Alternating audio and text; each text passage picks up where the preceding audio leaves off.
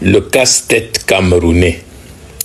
C'est vrai que si on vous explique le Cameroun et vous le comprenez, c'est qu'on vous l'a mal expliqué. Petite leçon de géographie. Quelles sont les régions du Cameroun les plus enclavées? Réponse: l'extrême nord et l'est. Quelles sont les régions les moins scolarisées au Cameroun? Réponse: l'extrême nord et l'est. Quelles sont les régions les moins développées du Cameroun? Réponse: l'extrême nord et l'est. Quelle est la région qui manque d'eau, d'électricité? Réponse: l'extrême nord. Quelle est la région où plusieurs habitants n'ont pas d'acte de naissance, donc pas de carte d'identité? Réponse: l'extrême nord. Quelle est la région où seuls les fils d'un ponte du régime RDPC occupent les postes dans l'administration? Réponse: l'extrême nord. Paradoxe. Quelle est la région où les habitants sont considérés comme masochistes, qui adorent le régime qui les prive de tout? Réponse: l'extrême nord. Quelle est la région où les habitants qui n'ont ni acte de naissance, ni carte nationale d'identité peuvent s'inscrire massivement sur les listes électorales de l'ECAM? Réponse: l'extrême nord. Quelle est la région où le taux de participation au vote frôle les 100%? Réponse: l'extrême nord. Quel est le département le plus peuplé du Cameroun? Réponse: le Vouri.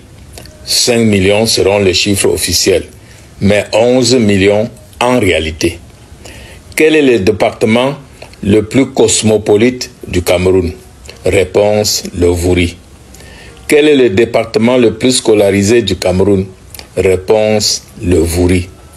Quel est le département le plus contestataire du Cameroun? Réponse: le Vouri. Quel est le département au faible taux d'inscription sur les listes électorales selon l'ECAM? Réponse: le Vouri. Constat.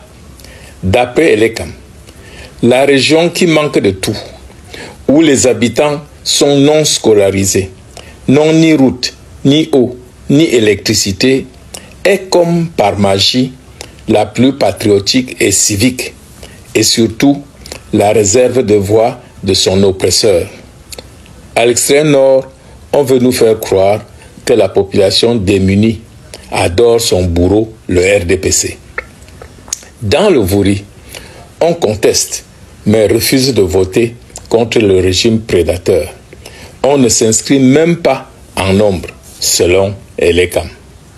Monsieur le directeur général de l'ECAM, bras séculier du pouvoir prédateur du Cameroun, trop c'est trop.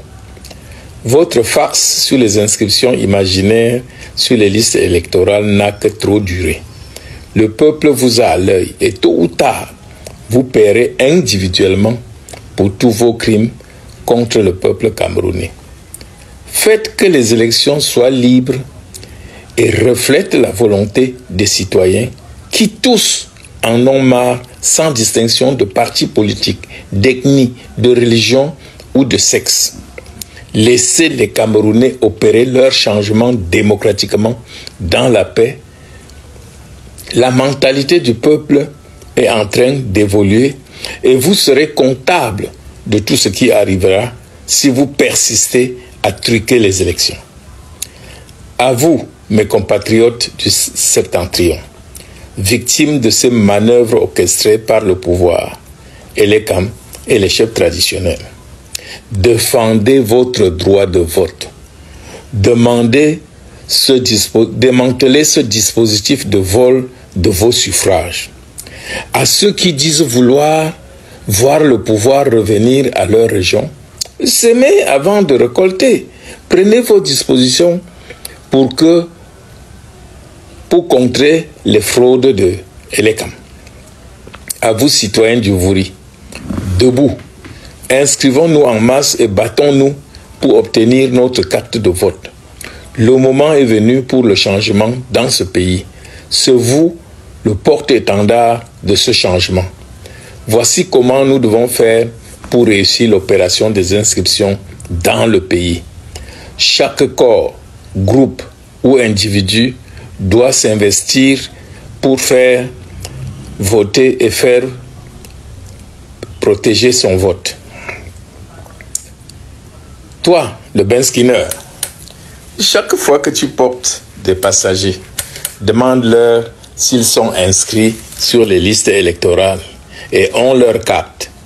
Invite ceux qui ne l'ont pas encore fait à le faire, quel que soit leur parti politique. Toi, le Bayam Salam, pose les mêmes questions à tes clients sans te fatiguer. C'est à ce prix que tu verras l'avenir de tes enfants s'améliorer. Toi, l'enseignant qui a trop supporté, qui souffre, sois un vecteur d'incitation à l'inscription sur la liste électorale. Invite les élèves à en parler à leurs parents. Un changement de politique est la solution à ta souffrance. Toi, le fonctionnaire brimé, parce que sans godasse, investis-toi à l'opération d'inscription. Parle aux usagers, aux voisins. Toi, le conducteur d'auto, parle de l'inscription à tes passagers. Et nous tous citoyens, vérifions si nos proches, nos voisins sont inscrits. Sinon, amenons-les à le faire. Chaque Camerounais doit agir pour un changement dans la paix et par les urnes. L'avenir de ce pays dépend de chacun de nous. Rappelons-nous qu'un bulletin de vote est plus puissant qu'une balle de fusil. Votre arme imparable contre les oppresseurs, c'est votre vote. Alors, pourquoi s'en priver? À bientôt en 2025 ou avant. Albert Zonga.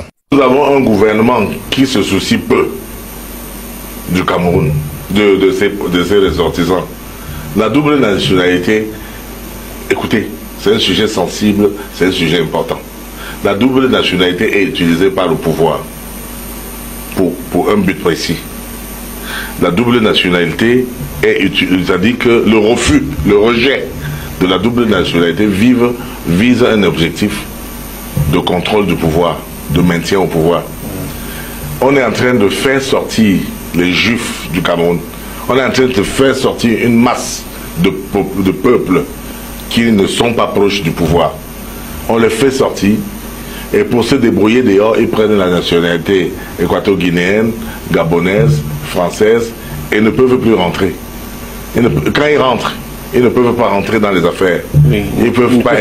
Ils sont éliminés en fait. Ils sont éliminés. Ils ne peuvent pas être... Mongo Betty, quand il est revenu pour se présenter comme député, on lui a dit, monsieur, vous êtes français. On l'a rejeté. Donc, le Cameroun utilise ça pour protéger le pouvoir. Parce que le pouvoir en place est en train de se reproduire. Et le fils de Membrigo est déjà administrateur civil principal, le premier adjoint préfectoral du Bouri. Il remplacera déjà le père. Le fils de général Paye est déjà colonel. Il remplacera le père quand il sera colonel. Donc il y a beaucoup de fils des grands. Hein, les Pondi a remplacé le père. Pondi qui est machin là. Amérique. Oui, il a remplacé le père. Donc, secrétaire général de l'université Yaoundé 1 ou 2, je crois. Donc il y a les fils de ces gens-là.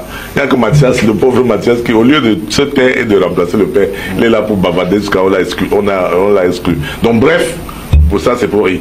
Mais pour dire sérieusement, le régime est en train de se reproduire. Il a déjà des réserves pour 2050. Bon, maintenant qu'il a déjà des réserves pour 2050, nous autres, les autres, comme nous, moi je sais que mes enfants ne peuvent pas avoir une place au soleil, au pouvoir. Si on me combat, a fortiori, on combattra mes enfants. Donc le salut de mes enfants ne sera qu'à l'étranger. Et ils seront, pour qu'ils soient intégrés là-bas, ou là-bas ce n'est pas évident. On est en train de les combattre en France. On dit que vous venez prendre nos emplois. Aux États-Unis, on les combat. En Afrique du Sud, on les combat.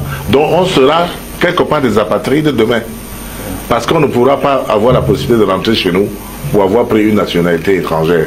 Et donc le pouvoir utilise ça contre nous, pour nous maintenir dehors et se reproduire et renouveler son pouvoir. Et ça c'est dangereux. C'est très dangereux parce que on a vu que à Kigali, au Rwanda, ceux qui avaient